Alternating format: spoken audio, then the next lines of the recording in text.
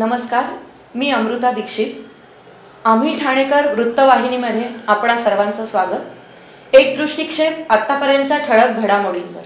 ठाणे लोकसभा मतदारसंघासाठी सरदार वल्लभभाई पटेल पार्टीचे उमेदवार झा सुभाषचंद्र यांनी 25 ठाणे लोकसभा मतदारसंघ निवडणूक निर्णय अधिकारी तथा अप्पर जिल्हाधिकारी मनीषा जायभाये यांच्याकडे उमेदवारी अर्ज दाखल केला. ठाणे लोकसभेचे महाविकास आघाडीचे उमेदवार राजन विचारे यांनी उमेदवारी अर्ज दाखल केल्यानंतर सभेचे आयोजन करण्यात आले होते. यावेळी आमदार जितेंद्र आव्हाड, शिवसेनेचे युवा सेना सचिव वरुण सरदेसाई यांच्यासह अनेक पदाधिकाऱ्यांची उपस्थिती होती. वन साइड आहे. एका बाजूला विचारे साहेबांनी गेले 3 महिन्यापासून हातात मशाल घेऊन प्रचाराचा धडाका लावलेला आहे. समोर विरोधक अजून मैदानात यायला तयार नाही आणि त्यामुळे आपल्या सगळ्यांना जास्त वेळ देता येईल तेवढा जास्तीत जास्त वेळ द्यायचा आहे. मशाल आपलं नवीन चिन्ह हे घरोघरी पोहोचवायचंय. 24 लाख मतदार आहेत. 24 लाख मतदारांपर्यंत 12 ते 13 लाख मतं ही शिवसेना उद्धव बाळासाहेब ठाकरे पक्षाला मिळवून द्यायची आहेत. ती तुम्ही मिळवून द्याल. इंडिया आघाडीचा विजय कराल, महाविकास आघाडीचा विजय कराल. या दिघे साहेबांच्या ठाण्यामध्ये आजही गद्दारीला गाडून दाखवाल अशी मी अपेक्षा व्यक्त करतो. विचारे साहेबांना त्यांच्या विजयासाठी खूप खूप शुभेच्छा देतो. परत एकदा एवढ्या रणरणत्या उन्हामध्ये आपण सगळे उपस्थित झालात म्हणून आपले आभार मानतो. जय हिंद, जय महाराष्ट्र. त्या गद्दारीने महाराष्ट्राच्या राजकारणाचं वाटोळ करून टाकलं. महाराष्ट्राचं राजकारण इतकं खुशी इतकं सुडाचं कधीच नव्हतं. मोहितेबाई आहेत का? मोहितेबाई गेलेल्या त्या मोहितेबाई त्या फक्त पक्षाला समर्थन देणार म्हणून त्यांचे 2 खानावळी होत्या. काय काहीतरी होत्या ठिकाणात तोडून टाकलं. आणि असे कितीतरी सैनिक आहेत ज्यांची घरं ज्या दुकानांमुळे चालायची, टपऱ्यांमुळे चालायची, त्या टपऱ्याच तोडून टाकले. मला आठवतं हरिनिवासच्या परिसरामध्ये, हरिनिवास नाही हा, हरिनिवासच्या परिसरामध्ये घंटाळी नाक्याला जो रस्ता जातो तिथे एक वडापाववाला आहे. त्या वडापाववाल्याला बिल्डिंग मध्ये दुकान मिळालं. तो माझ्या ओळखीचा आहे. त्याला सांगितलं हे सगळं बंद कर, आमच्यात येतो. म्हणाला वडापाव विकणं बंद करीन पण तुमच्यात येणार. असे निष्ठावान देखील सैनिक आहेत. आणि शेवटी हा ज्या महाराजांच्या नावाने खेळ ओळखला जातो तिथे गद्दारी माफ केली जात नाही. खंडोजी खोपडेने गद्दारी केली. महाराजांनी तुकडे तुकडे करून त्याला फेकून दिला. सूर्याजी पिसाळांनी गद्दारी केली पण सूर्याजी पिसाळांच्या औलादींना महाराष्ट्राने कधीच मोठं होऊ दिलं नाही.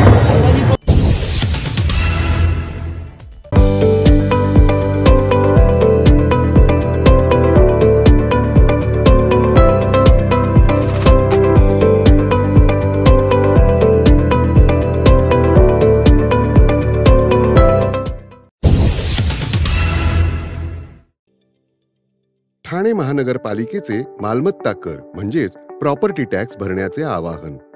सन 2022-23 या आर्थिक वर्षाचे मालमत्ता कराचे म्हणजेच प्रॉपर्टी टॅक्सचे बिल ठाणेकर करदात्यांना महापालिकेमार्फत आर्थिक वर्षाच्या सुरुवातीस म्हणजेच माहे एप्रिल 2022 मध्ये देण्यात आलेले आहे. तथापि अद्यापही काही करदात्यांनी मालमत्ता कर महापालिकेकडे जमा केलेला नाही. सध्या आर्थिक वर्षाचा अंतिम टप्पा सुरू झाला आहे. मालमत्ता कर वसुलीसाठी महापालिकेतर्फे कडक कारवाई हाती घेण्यात आली आहे. या अंतर्गत जंगम मालमत्ता, टीव्ही, फ्रीज, वाहन व इतर जप्त करणे तसेच स्थावर मालमत्ता वॉरंट बजावून जप्त करण्यात येत असून मालमत्तेचा जाहीर विक्रीद्वारे लिलाव करून कराची रक्कम वसूल करण्यात येत आहे. मालमत्तेस पाणी पुरवठा करण्यात येणारे नळ संयोजन खंडित करण्यात येत आहेत. त्याचप्रमाणे थकीत मालमत्ता करावर 2% व्याज आकारले जात असल्याने भरावयाची रक्कम वाढत आहे. आपला मालमत्ता कर propertytax.thanecity.gov.in या लिंकद्वारे तसंच गुगल पे, फोन पे, पेटीएम याद्वारे ऑनलाईन पद्धतीने करण्याची सुविधा उपलब्ध करून दिली आहे.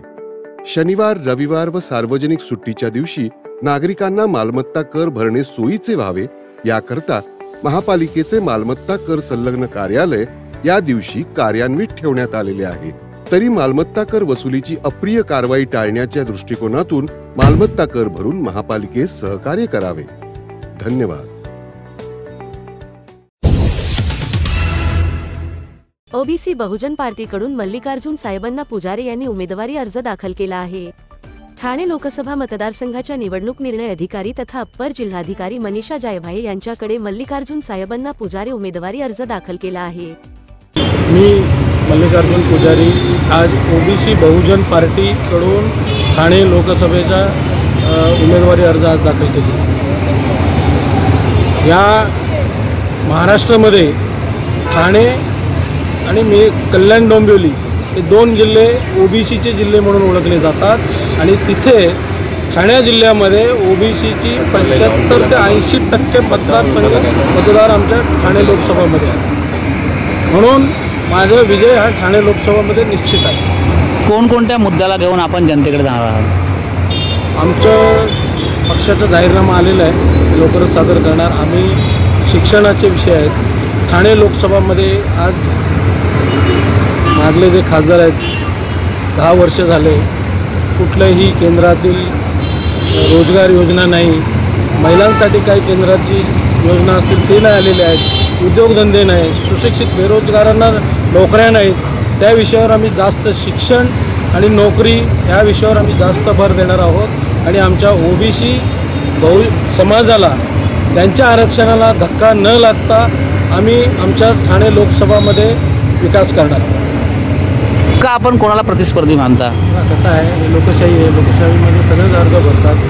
मी कोणाला प्रतिस्पर्धी समजत नाही, कारण माझ्या पाठीमागे संपूर्ण ओबीसी समाजाचा ताकद असल्यामुळे मी माझ्यासमोर कोणाला प्रतिस्पर्धी समजत नाही.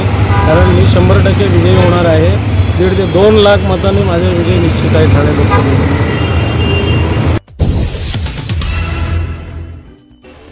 नमस्कार रसिको. मी 1968 साली कोल्हापूरहून लग्न होऊन ठाण्याला आले आणि आल्या क्षणापासून ठाण्याची झाले. कारण ठाणे हे गावच तसं अतिशय सुरेख असं होतं. खरं सांगायचं तर त्यावेळेला ठाण्यात हे माझं गाव, माझं सासर एवढंच बघण्याची भावना होती. परंतु हळूहळू मी इथं माझ्या नृत्यकलेचा प्रवास चालू केला आणि ठाण्याने मला इतकं प्रेम दिलं. ठाण्यातल्या सर्व थरातल्या म्हणजे संस्थांनी, नाट्यसंस्था, नृत्यसंस्था सगळ्यांच्याकडून मला भरभरून प्रेम मिळालं आणि मला एक कला उपासक असून मला गुरुचं स्थान दिलं.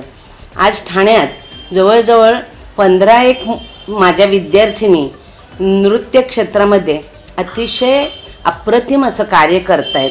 त्यांच्या संस्था आहेत त्या प्रतिथेय शोधत आहेत आणि गडकरी रंगायतन, काशीनाथ घाणेकर नाट्यगृह अशा सुरेख नाट्यगृहांमुळे ह्या कलाकारांना अतिशय चांगली संधी पण मिळते. ठाण्याचं पहिलं नाव श्री स्थानक. श्री म्हणजे समृद्धी, श्रीमंती, सर्वांगीण विकास.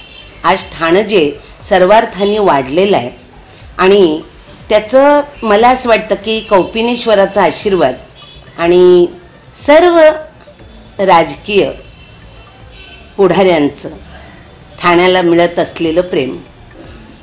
तर मला असं वाटतं की ज्या ठाण्याला पुष्कळ तळी आहेत, अनेक तलाव आहेत आणि त्यामुळे ठाणं हे जीवनदायी आहे. तर इथल्या सर्व कलाकारांनी आणि समाजसेवकांनी आपलं जीवन ठाण्याच्या उत्कर्षासाठी पुढे वाहावं, द्यावं, कार्य करावं आणि तसे ते देतही आहेत. आणि ठाण्याचा विकास श्रीस्थानक ह्या नावाप्रमाणे सर्वार्थाने समृद्ध व्हावा. कारण आम्ही आहोत ठाणेकर, आम्ही ठाणेकर आणि ह्या आम्ही ठाण्यातल्या सर्वांनी मिळून प्रत्येक मी माझ्यासारखा ठाणेकर एकत्र झाला तर ठाणं अधिकाधिक उज्ज्वल होईल यात शंकाच नाही. धन्यवाद.